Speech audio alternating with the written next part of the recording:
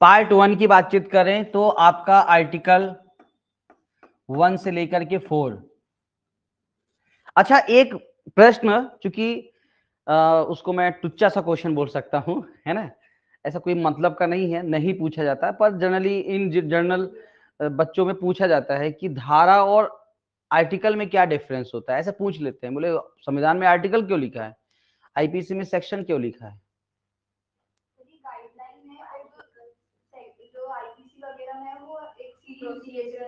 हाँ, नहीं, मेन तो चलो आईपीसी, देखो जनरली धारा ही लिखा जाता है, पर चूंकि संविधान गाइडलाइन है, संविधान क्या है, मार्गदर्शिका है, और कोई भी ऐसा दस्तावेज जो मार्गदर्शक के तौर पे काम करता है। देखो, आप संविधान कहीं पर भी, संविधान मार्गदर्शिका है, यानी कि संविधान के अकॉर्डिंग कानून बनता है, संविधान के अकॉर्डिंग कानून बनता है। जैसे आपने ऐसा सुना होगा कि उसके ऊपर धारा 304 लग गई, उसके ऊपर धारा 5 लग गई, लेकिन आपने ऐसा नहीं सुना कि उसके ऊपर आर्टिकल 5 लग गया, आर्टिकल 6 लग गया, क्योंकि उसके अकॉर्डिंग विधि बनती है और वो फिर लागू होती है।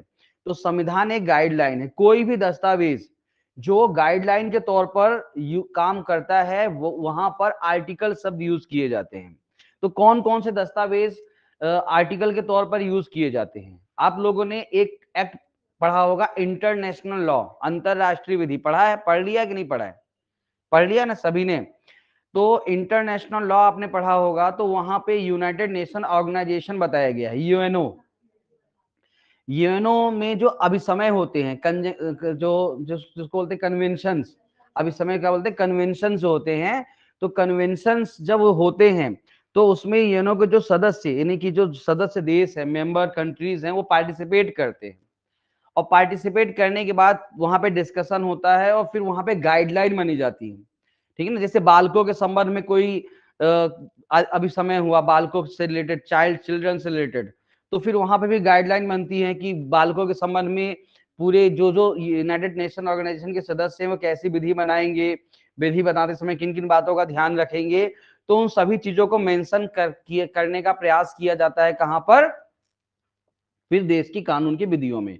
ठीक है ना। तो आप देखो कि वहां पर भी जो है तो आर्टिकल शब्द यूज किया रहेगा, वहां पर भी क्या शब्द यूज किया, आर्टिकल शब्द यूज किया रहेगा। कि किसी बालकों के संबंध में कोई अभिसमय पढ़ोगे तो उसमें आर्टिकल 1 में ये बताया गया, 2 में ये बताया गया, यानी कि उसके तहत विधि बनेगी। सेम, चूंकि संविधान जो है तो आपका क्या होता है, मार्गदर्शिका होती है। तो संविधान में आर्टिकल, तो किसी भी देश का जो संविधान होता है उस देश की जो विधियां बनती हैं उस विधियों के लिए गाइडलाइन होता है, और इसीलिए संविधान में आर्टिकल शब्द यूज किया जाता है। यह बात यहां पर ध्यान में रखिएगा, ठीक है ना। तो चलिए वापस आते हैं, मुद्दे की बात करते हैं। तो पार्ट 1 क्या बोलता है, देखिए, India that is Bharat shall be union of state. Bharat मतलब अर्थात इंडिया राज्यों का संघ होगा, राज्यों का संघ।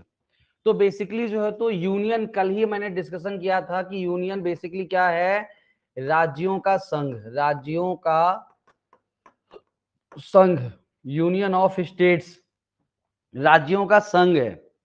संविधान क्या है, जैसे हम शुरुआती, जैसे संविधान की परिभाषा मैंने बताया था कि संघ का विधान। तो संघ मतलब कि राज्य, संघ मतलब कि 28 राज्य, संघ मतलब कि 8 केंद्र शासित प्रदेश, ठीक है ना। तो संघ बेसिकली यहां पर माना जाता है प्रॉपर तरीके से, ये यहां पर ध्यान में रखिएगा, ठीक है। चलिए, तो यहां पर देखिए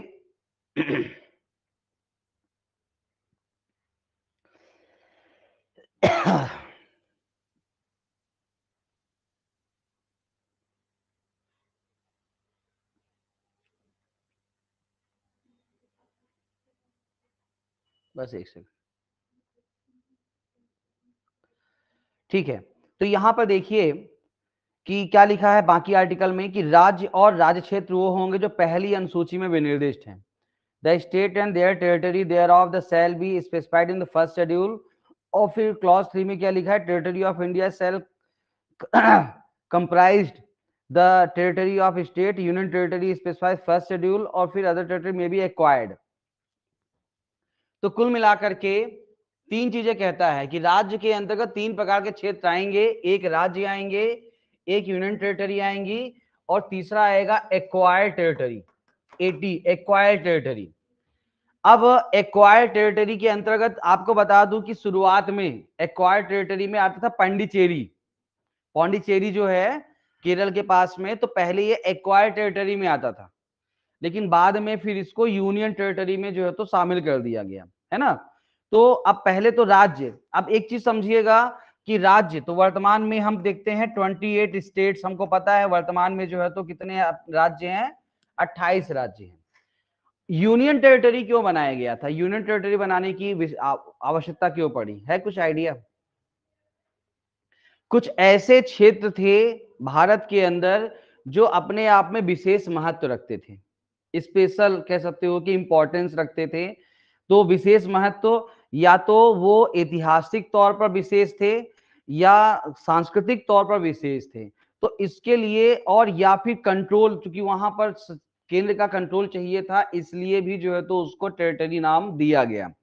तो आप देखोगे कि फिर टेरिटरी बनाया गया, और कुल मिलाकर के शुरुआत में 6 टेरिटरी थी। शुरुआत में कितनी थी? 6 थी। अच्छा समझिएगा, पहले सबसे पहले क्या हुआ था, पहले ये सब आपका ये पार्ट 1 में 28 स्टेट्स ये सब नहीं हुए थे। सबसे पहले क्या हुआ था मैं आपको बता दूं। जैसे कल के सेशन में मैंने बताया था कि जब भारत आजाद हो रहा था उस समय भारत में 562 के आसपास रियासतें थी। कितने रियासतें थी? 562 जो है तो प्रिवेंसी स्टेट, रियासतों को क्या बोलते हैं? प्रिंसी स्टेट, प्रिंसी स्टेट्स बोलते हैं, ठीक है ना। प्रिंसी स्टेट्स थी, 562 प्रिंसी स्टेट्स थी। अब 562 रियासतों को इकट्ठा करने का, यानी उनको भारत में मर्ज करने का काम जो है तो सौंपा गया एक व्यक्ति को, जो देश के पहले गृह मंत्री बने, सरदार वल्लभ भाई पटेल को। इसलिए उनको the iron man of India, लौह पुरुष बोला जाता है।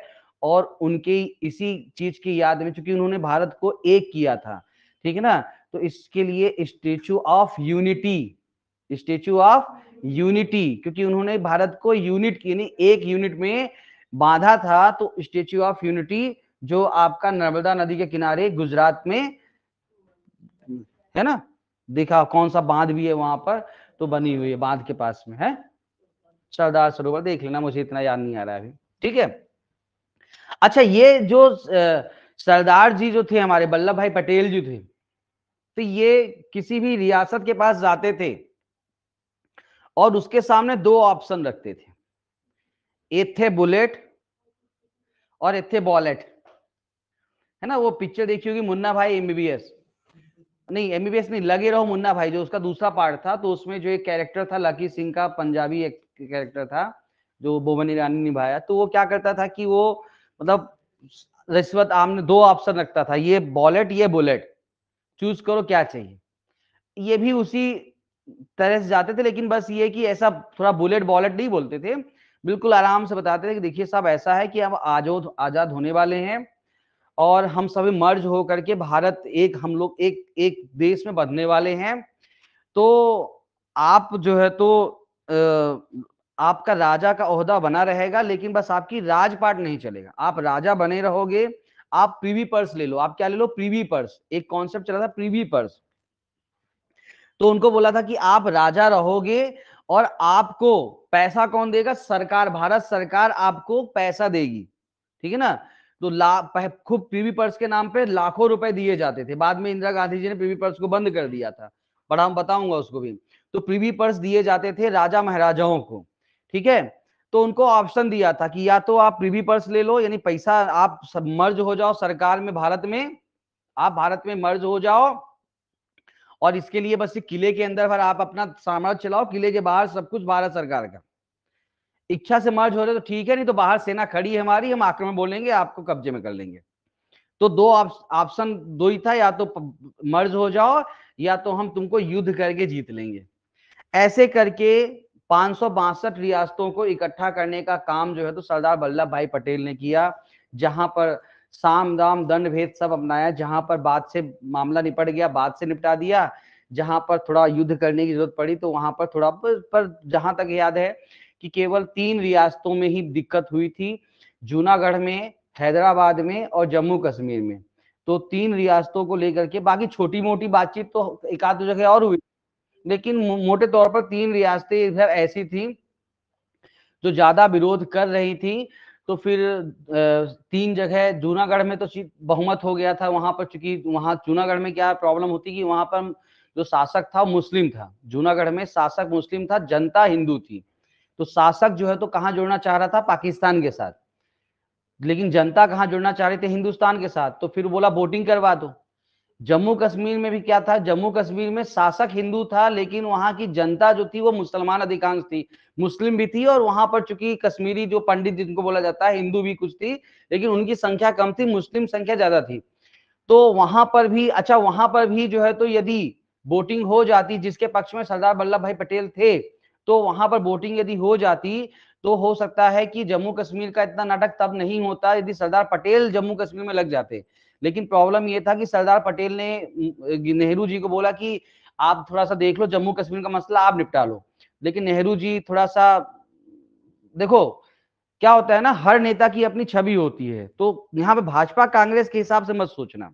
यहाँ पर तो नेहरू जी थोड़ा सॉफ्ट व्यक्तित्व के व्यक्ति थे। पटेल जो सरदार वल्लभ भाई पटेल तो थोड़ा हार्ड, यानी कि थोड़ा सा गर्म मिजाज के आदमी थे। वो बोलते आर पार वाला काम करो, बोले ऐसे बीच बाज वाला काम नहीं करो, आर पार वाला काम करो। तो किंतु परंतु में ज्यादा पढ़ते नहीं थे, बोले ये शर्तें हैं, मानना है तो मानो, तो युद्ध करके हम जीत लेंगे, मिला लेंगे, बात खत्म।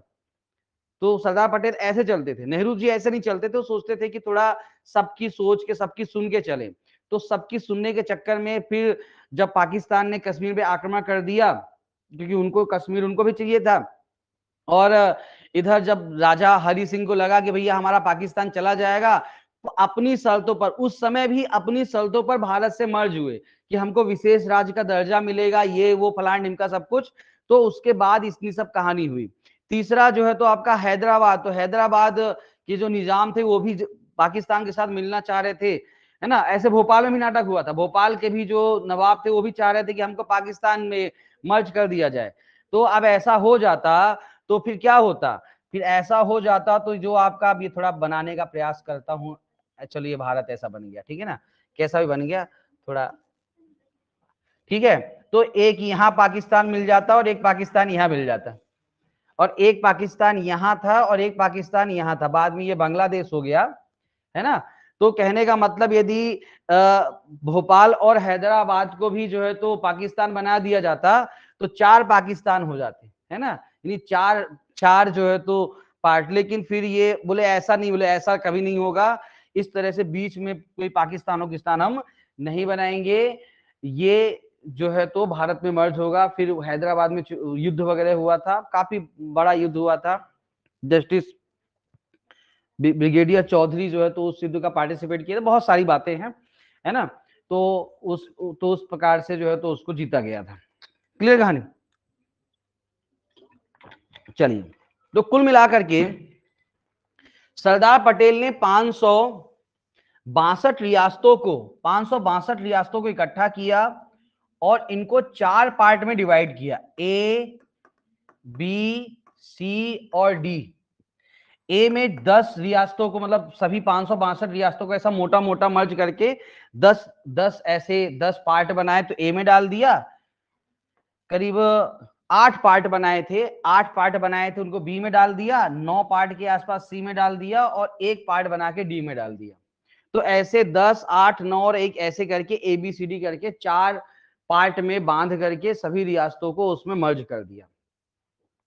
लेकिन ये सभी राज्य कब बने, तो इनको राज्य बनाने के लिए, क्योंकि इनको जब ऐसे पार्ट में डिवाइड कर दिया तो राज्य की मांग करने के लिए सबसे पहले राज्य, हमको राज्य के तौर पर मान्यता दी जाए, ऐसी मांग सबसे पहले कहां से उठी, आंध्र प्रदेश से।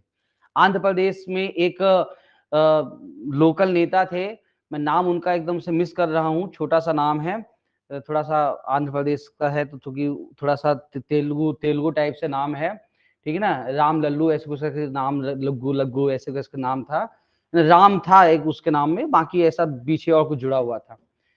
तो उन्होंने ये, क्योंकि देखो मैं क्यों इसको याद करने का प्रयास नहीं कर रहा हूँ, क्योंकि ये अपने काम का नहीं है, नहीं पूछेगा, पर एज ए नॉलेज थोड़ा जानना चाहिए। तो वो भूख हड़ताल पे चले गए थे, बाद में उनकी डेथ हो गई थी। तो सरकार के ऊपर प्रेशर बना, जब सरकार के ऊपर प्रेशर बना तो सरकार ने 1953 में एक आयोग बनाया, स्टेट रीऑर्गेनाइजेशन कमीशन, राज्य पुनर्गठन आयोग बनाया, ठीक है ना, स्टेट राज्य रीऑर्गेनाइजेशन कमीशन बनाया। और इसको उस समय के रिटायर्ड जस्टिस फजल अली, रिटायर्ड जस्टिस फजल अली, चीफ जस्टिस थे रिटायर्ड फजल अली को जो है तो इसका क्या बनाया गया, चेयरपर्सन बनाया गया। और साथ में 2 सदस्य और दिए गए, हृदयनाथ कुंजरू और एक MK पर्णिकर। तो ऐसे 3 सदस्यों का एक आयोग बना और इनको बोला गया कि आप जो है तो कोई ऐसा फार्मूला निकालो कि राज्यों का पुनर्गठन किया जा सके। तो उन्होंने फार्मूला क्या निकाला कि द ग्राउंड ऑफ लैंग्वेज, भाषा के आधार पर आप राज्यों का पुनर्गठन कर दो।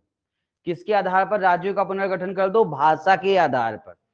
सबसे बढ़िया चीज क्या, भाषा के आधार पर।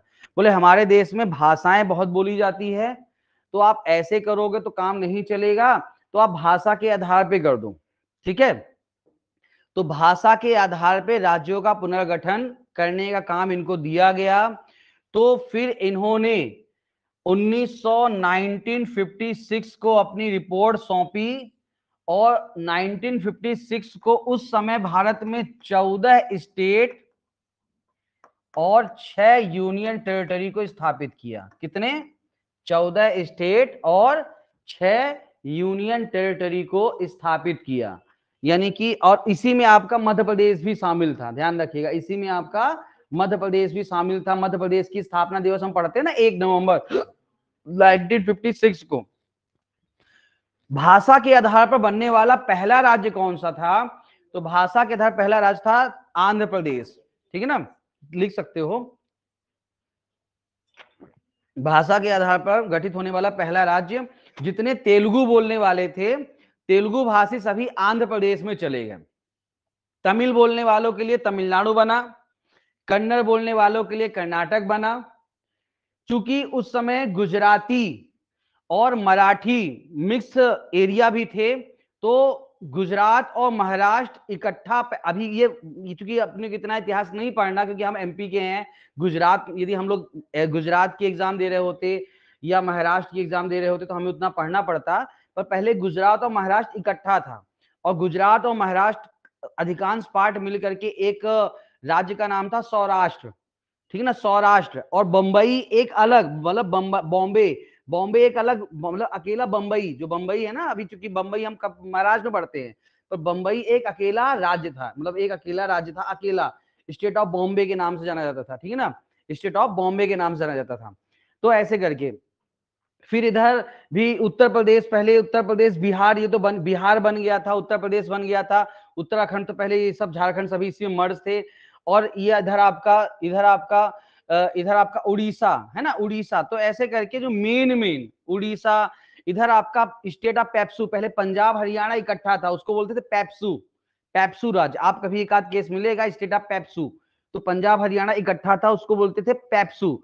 तो ऐसे करके कुल मिलाकर के 14 स्टेट थे और 6 केंद्र शासित प्रदेश जो है तो आपके शुरुआत में थे। फिर आगे चलते चलते चलते चलते चलते चलते जो है तो हम आते हैं सीधे 2019 की सरकमस्टांसेस में। 2019, ठीक है ना, तो 2019 जनवरी की हम बातचीत करें तो जनवरी 2019 में भारत की स्थिति ऐसी थी कि भारत में 28 स्टेट हो चुके थे और आपके जो है तो 7 यूनियन टेरिटरी थे, 7 जो है तो केंद्र शासित प्रदेश थे, 28 स्टेट थे और 7 यूटी थे। फिर उसके बाद अगस्त 2019 को एक अधिनियम, एक एक्ट को पारित किया गया। अगस्त 2019 को एक एक्ट को पारित किया गया और अगस्त 2019 में एक्ट को पारित करके आपका जम्मू कश्मीर से जो है तो मतलब कि आर्टिकल 370 हटा दी गई और अगस्त को जो है तो जम्मू कश्मीर को एक और लद्दाख को दूसरा। तो फिर अगस्त 2019 में हमारी स्थिति हो गई थी, अच्छा 28 स्टेट थे, वैसे देखा जाए तो उस समय हम 29 स्टेट थे, 29, 28 भी नहीं थे, सॉरी, 29 ऐसा बोलना चाहिए था मुझे, 29 स्टेट्स थे और 7 यूनियन टेरिटरी थे। लेकिन अगस्त 2019 में हम 28 स्टेट हो गए, 28 स्टेट हो गए और 9 यूनियन टेरिटरी हो गई। 7 पहले से थी, 7 पहले से थी और 2 और जुड़ गई, 7 पहले से थी 2 और जुड़ गई, ठीक है ना, 7 पहले से थी 2 और जुड़ गई। लेकिन फिर एक विधेयक और पेश किया गया नवंबर 2019 को, नवंबर 2019 को एक विधेयक और पेश किया गया। उसके बाद हम 28 स्टेट ही हैं अभी वर्तमान में, लेकिन जो है तो 8 यूनियन टेरिटरी हो गई, क्योंकि आपका एक यूनियन टेरिटरी था दादर और नगर हवेली और दमन दीप। दादर नगर हवेली और दमन दीप को जो है तो क्या कर दिया गया, मर्ज कर दिया गया। दादर नगर हवेली और दमन दीप को क्या कर दिया गया, अब मर्ज कर दिया गया है। कब मर्ज किया गया है, नवंबर 2019 में केंद्र सरकार ने, यानी कि केंद्र सरकार ने एक एक्ट पारित किया और एक्ट के द्वारा दादर नगर हवेली और दमन द्वीप, ठीक है ना, दादर नगर हवेली दमन द्वीप कहां पे है, ये आप इस तरफ यानी भारत का जो नक्शा देखोगे, ये तो आइसक्रीम बन गया।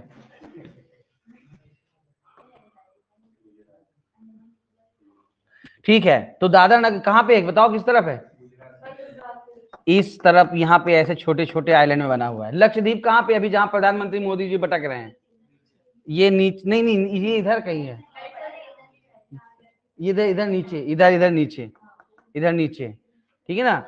अंडमान निकोबार द्वीप समूह कहाँ पे है, ये इधर है, हाँ वही अंडमान निकोबार द्वीप समूह, मतलब ये थोड़ा नीचे है, ठीक है, हाँ थोड़ा नीचे है। तो अब ठीक है, इतना नक्शा उक्सा देख लेंगे, है ना, तो इतना कोई काम का नहीं है ना, मैं इतना पीएससी वाला टीचर नहीं हूँ कि ऐसे नक्शा तुम लोग को बनाता बताता चलूं, है ना, क्लियर कहानी। हाँ, तो वापस आते हैं, तो ये चीज यहां पर ध्यान में रखिएगा। तो अभी कौन मर्ज हुआ ये याद रखिएगा, तो दादर नगर हवेली और दमन द्वीप को इकट्ठा मर्ज कर दिया गया और अभी वर्तमान में 8 केंद्र शासित प्रदेश हैं। तो कौन कौन 8 केंद्र शासित प्रदेश हैं, तो दादर नगर हवेली दमन द्वीप हो गया, लक्षद्वीप हो गया, पांडिचेरी हो गया, चंडीगढ़ हो गया, दिल्ली हो गया, अंडमान निकोबार द्वीप समूह हो गया, ठीक है ना, जम्मू कश्मीर हो गया, लद्दाख हो गया, हो गया ना, हो गया ना, हो गया 8, हो गया 8, हो गया। गोवा राज्य है, गोवा राज्य है, नहीं गोवा, गोवा यूटी नहीं, गोवा राज्य, गोवा राज्य है ना, गोवा राज्य। अच्छा, पांडिचेरी जाओगे तो पांडिचेरी में आपको कहाँ की संस्कृति देखने को मिलेगी, इधर सुनो, पांडिचेरी में आपको किस देश की संस्कृति देखने को मिलेगी, पांडिचेरी में किस देश के, कौन सा देश के, ना ना ना ना ना, ना। एल्फिन टावर कहाँ पे है, पेरिस कहाँ पे है, फ्रांस, फ्रांसीसी, तो फ्रांसीसी आप जो है तो पांडिचेरी के कुछ एरिया को, कुछ एरिया तो ऐसा, मतलब वहां घूमने जाओ तो ऐसा लगता है फ्रांस घूमने गए हो, इतना ज्यादा बिल्कुल फ्रांसीसी जो है तो वास्तुकला वहां पर फ्रांसीसी के कब्जे में थी। पांडिचेरी किसके कब्जे में थी, पांडिचेरी जो है तो फ्रांसीसी कब्जे। देखो भारत पर जो है तो केवल अंग्रेजों का कब्जा नहीं था, फ्रांसीसी और पुर्तगालियों का भी कब्जा था। बस ये था कि अंग्रेजों का कब्जा बहुत ज्यादा था, फ्रांसीसी पुर्तगाली सीमित, तो अंग्रेजों ने भी उनको ठीक है भैया जाओ तुम लोग भी ऐस करो। तो फ्रांसीसी, अब बाकी अपने एरिया को छोड़ के बाहर आते तो युद्ध होता था। एक बंडी वॉर्स का युद्ध बहुत फेमस माना जाता है जो फ्रांसीसी अंग्रेज के बीच में हुआ था, ठीक है ना। तो भारत के अंदर ऐसा नहीं, ये लोग भी लड़े थे। पुर्तगालियों का कब्जा था गोवा में, गोवा आपका 1981-82 में आजाद हुआ था, ठीक है ना। ये पांडिचेरी भी बाद में ही हुआ था, पांडिचेरी भी जो है तो आपको बता दूं कि मुझे याद नहीं आ रहा है, थोड़ा सा देखना पड़ेगा, हो सकता है बता दूं गलत बता दूं, 62-63 के आसपास ये आजाद हुआ था, यानी बाद में आजाद हुआ था। गोवा तो बहुत बाद में आजाद हुआ था, पुर्तगालियों के कब्जे में था, बहुत बाद में गोवा को आजादी मिली, ठीक है ना। गोवा में पुर्तगालियों ने चूंकि वहां पर एक लॉ बनाया था, तो यहाँ पे यूनिफॉर्म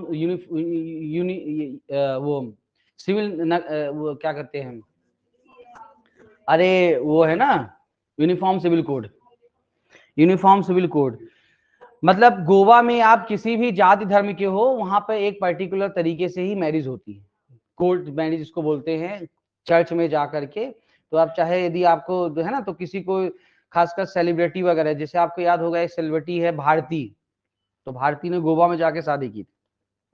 तो गोवा में जो शादी करता है फिर वो अपना अपना परिषद के अंदर तुम कोई भी मेथड से शादी करते रहो, लेकिन उस मेथड से भी करनी पड़ेगी। मतलब ऐसा नहीं कि तुम दूसरे मेथड से नहीं कर सकते, लेकिन वो यदि तुमको गोवा में शादी करनी पड़ेगी तो क्रिश्चियन मेथड से तुमको शादी करनी पड़ेगी, है ना। क्रिश्चियन मेथड में जैसे अंगूठी अंगूठी पहनाते हैं, है ना, तो उस मेथड से आपको शादी करनी पड़ेगी। बाद में फिर दूसरा मेथड आप अपना अपने अपने घर के अंदर जो मेथड से शादी करो, कोई तकलीफ नहीं, लेकिन सार्वजनिक तौर पर आपको एक मेथड को अडॉप्ट करना पड़ेगा, है ना। तो गोवा में यूनिफॉर्म सिविल कोड चलता है, पहला भारत का पहला राज्य जहां पर यूनिफॉर्म समान नागरिक संहिता अभी, है ना, यूसीसी। चलो वापस आते हैं, मुद्दे की बात करते हैं।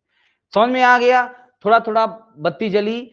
तो कुल मिलाकर के कि ये हुआ, और इसके बाद से आपका भाषा पुनर्गठन आयोग बना। थोड़ा थोड़ा नोट्स में मैंने ये सब चीजें लिख रखी है, बहुत डिटेलिंग से नहीं, पर काम की बातें यहाँ पर लिख रखी। तो आर्टिकल 1 में आपको इतनी चीजें ही पढ़नी है, ध्यान में रखिएगा।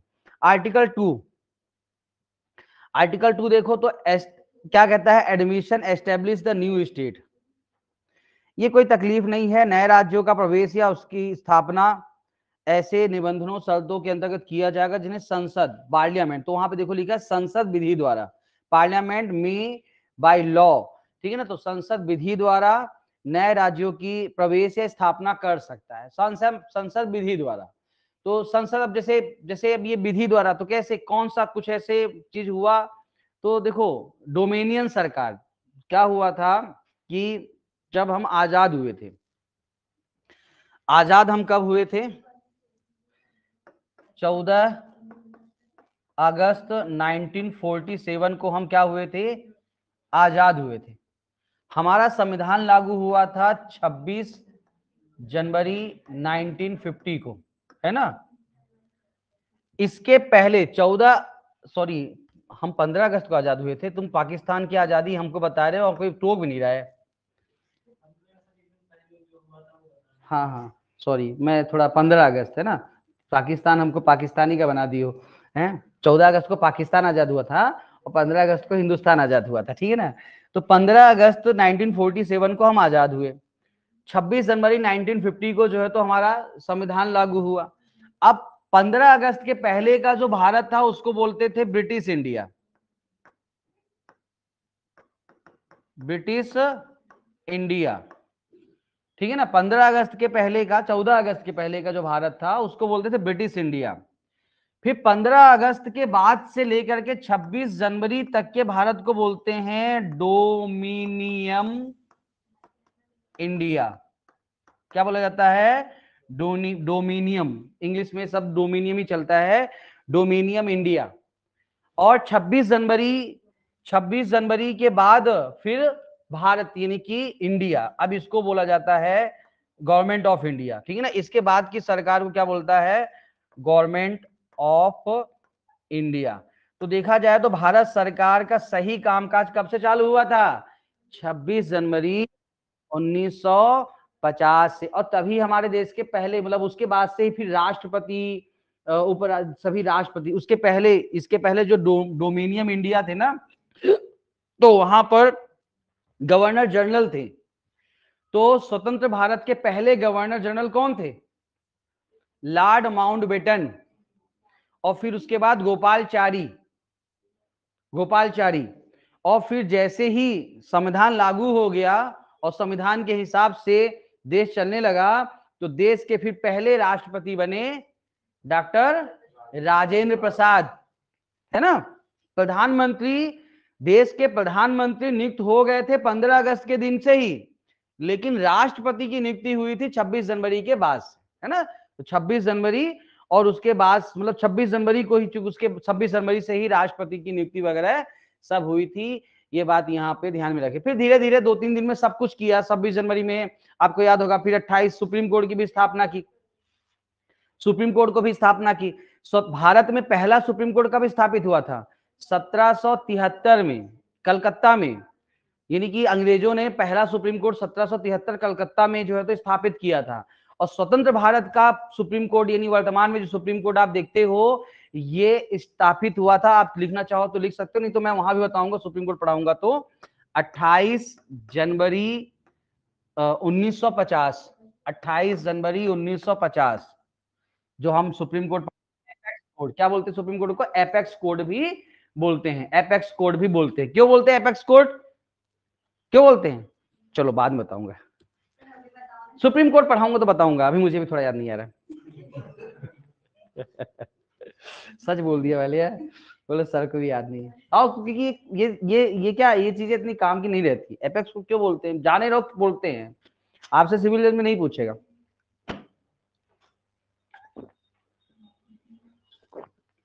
पर जाने रहो, कभी कभी चले जाओ एपेक्स कोर्ट में अपील करेंगे कि कोई ऐसा बड़ा वकील ही बोलता है। छोटे छोटे वकील जो रहते हैं ना, जो कम पढ़े लिखे वकील होते हैं ना, तो सुप्रीम कोर्ट ही बोलते हैं। जो ज्यादा पढ़ा लिखा जो वकील होता है बोले एपेक्स कोर्ट में अपील करेंगे, फिर वो बोलता है थोड़ा सा एपेक्स कोर्ट, तो फिर अपन पल्ले पड़ जाए, हे प्रभु ये कौन सा न्यायालय आ गया हमारे देश में, तो पता रहे कि एपेक्स कोर्ट मतलब सुप्रीम कोर्ट भी अपील की बातचीत कर रहा है, ठीक है ना। तो ये चीज यहाँ पे ध्यान रखिएगा। तो ये आपका आर्टिकल 1। आर्टिकल 2 नए राज्यों का प्रवेश स्थापना। तो नए राज्यों का प्रवेश स्थापना है ना, अब ये यहाँ पर, तो यहाँ पर पार्लियामेंट नए राज्यों का प्रवेश स्थापना करेगा। तो डोमिनियन तो इसी, तो देखो तो हुआ क्या कि पहले डोमिनियन सरकार थी, फिर जैसे ही ये पुनर्गठन आयोग ने तो नए राज्य की तो प्रवेश, भारत सरकार ने बाई लॉ सभी राज्यों को स्टैब्लिश कर दिए। ये जम्मू कश्मीर राज्य, ये बिहार राज्य, ये उत्तर प्रदेश राज्य, ये मध्य प्रदेश राज्य, ऐसे करके राजस्थान राज्य बन गया। फिर ऐसे करके सभी राज्य आपके बनते रहे। सौराष्ट्र, पहले सौराष्ट्र राज्य बना था, महाराष्ट्र गुजरात मिला करके 1962 में फिर जो है तो महाराष्ट्र बन गया और गुजरात बन गया। तो इस प्रकार से आपके पूरे कह सकते हो कि पूरा पुनर्गठन यहाँ पर हुआ। Article 3 formation the new state and alteration area boundaries name existing states. तो किसी कोई भी ऐसा राज्य जो वर्तमान में एग्जिस्टिंग यानी कि वर्तमान में जिसका अस्तित्व है, उसके नाम में चेंज करना है या उसके क्षेत्र में परिवर्तन करना है। तो ऐसे कंडीशन में जो है तो यहाँ पे ध्यान रखिएगा कि इसको सिंपल तरीके से ध्यान रखिएगा, दो शर्तों के साथ आप ऐसा कर सकते हो, दो शर्तों के साथ आप ऐसा कर सकते हो। कौन सी दो शर्तें? तो एक काम करता हूँ, इसको मैं थोड़ा सा नोट से बता देता हूँ तो क्लियर हो जाएगा आपका, है ना, क्योंकि दो शर्तें तो लिख भी लेना जिसको लिखना है। अच्छा,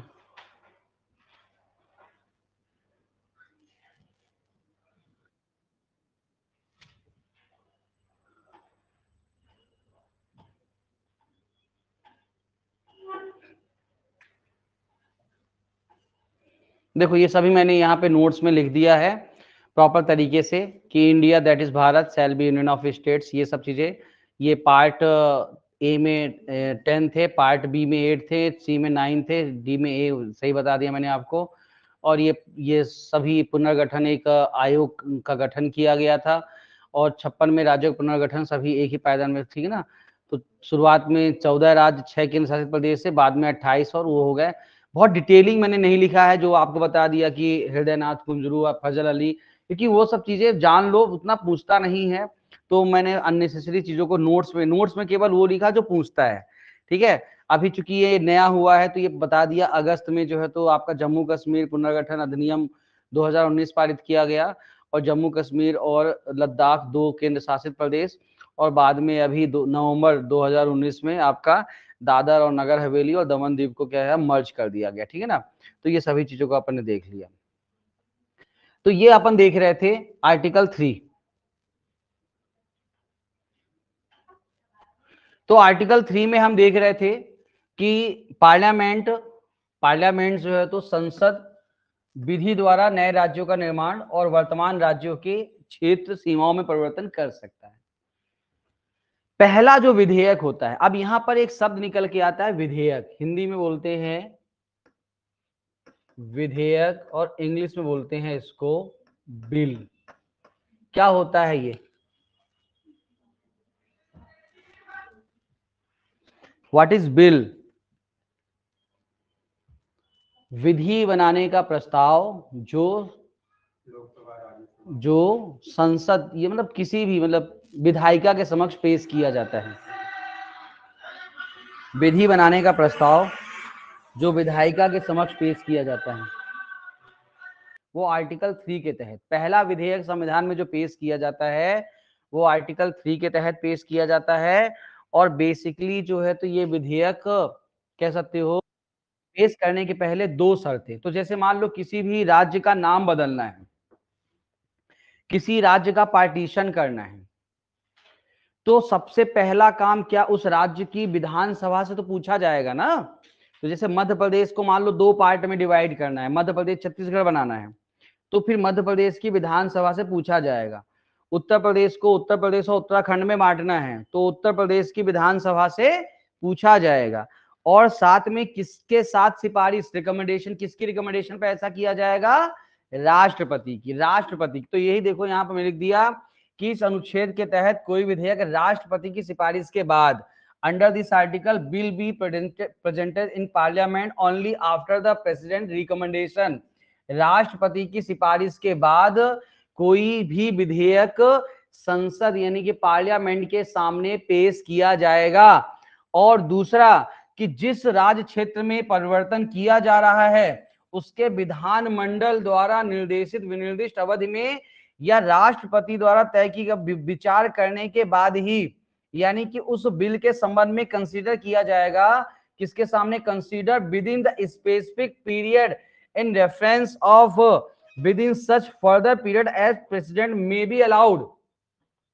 तो भाई सिंपल सी बात है ना कि मध्य प्रदेश का नाम बदलना है, बिहार का नाम बदलना है, उत्तर प्रदेश का नाम बदलना है, तो सबसे पहले प्रस्ताव कहां पर पेश किया जाएगा, उस राज्य की विधानसभा में, ठीक है ना, लेजिस्लेटिव असेंबली में पेश किया जाएगा। और विधानसभा में पहले उस पर डिस्कशन होगा, चर्चा होगी, और जब वहां से पास हो जाएगा, अब वो कितने समय चर्चा होगी, ये टाइम ड्यूरेशन कौन डिसाइड करेगा, राष्ट्रपति एक स्पेसिफिक टाइम देगा कि 15 दिन के समय, 15 दिन है, चर्चा कर लो। अब आपको लगता है कि साहब 15 दिन में चर्चा नहीं हो पा रही है तो राष्ट्रपति से रिक्वेस्ट करके आप 10 दिन और मांग लो, तो 10 दिन, 15 दिन, 20 दिन, 25 दिन, 1 महीना, 2 महीना, राष्ट्रपति जितना समय आपको दे दे उतने समय में चर्चा कर लो।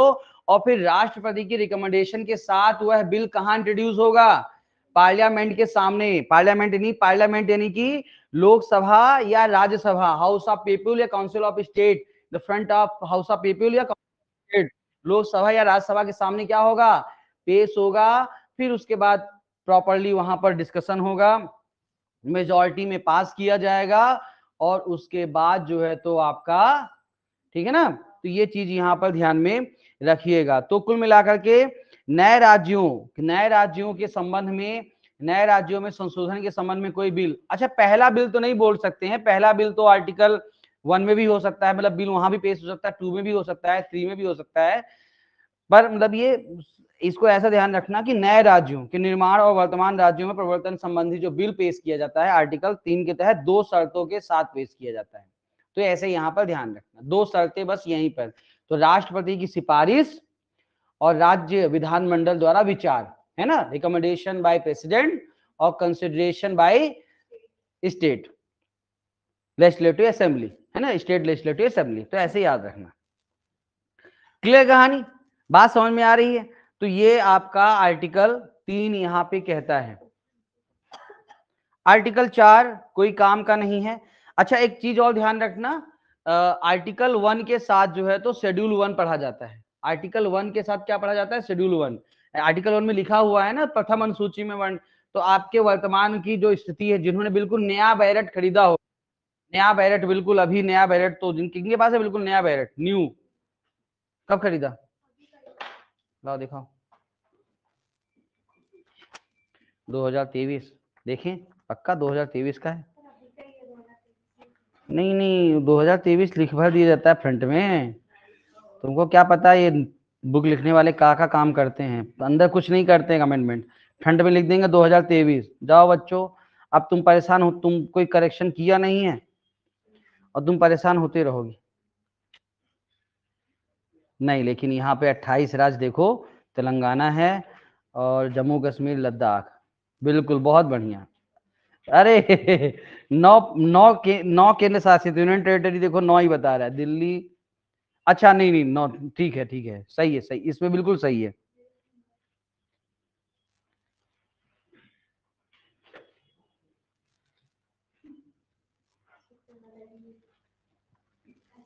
देखो इसमें इसमें सही दिया हुआ है। देखो इसमें नया बैलेट में देखो वहां पर सब दिया भी हुआ है कि कब कब दादर नगर, देखो 19 मतलब कि प्रस्ताव पेश किया गया नवंबर में, और ये दादर नगर हवेली और दमन दीप कब मर्ज हुआ था, तो ये मर्ज हुआ था 19/12/2019 को, यानी दिसंबर। तो ये देखो डेट भी लिखी हुई है, चलो ये डेट लिख देना, ठीक है ना। दादर दीप नगर हवेली का मर्ज करने का प्रस्ताव पेश किया गया था नवंबर में, और मर्ज कब हुआ था, मर्ज हुआ था 19/12/2019 में। मर्ज कब हुआ था, 19/12/2019 में। कहा मिल गया, पीछे है पेज नंबर, पता नहीं खेतपाल का होगा बैलेट, तो पेज नंबर है 375।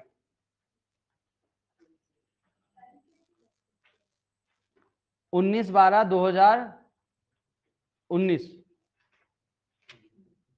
19/12/2019, ठीक है। बात समझ में आ गई, चलो बढ़िया है। अच्छा, तो प्रॉपर तरीके से यहाँ पर हर चीजों को सही तरीके से बताया गया है, ठीक है। ओके, आर्टिकल 3 के बाद आर्टिकल 4 किसी काम का नहीं है, नहीं पढ़ना, छोड़ दो, आगे बढ़ो।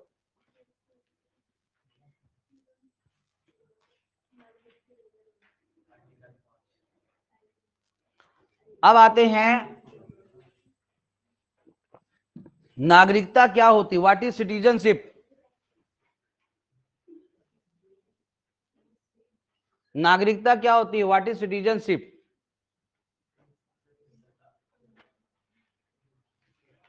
हाँ क्या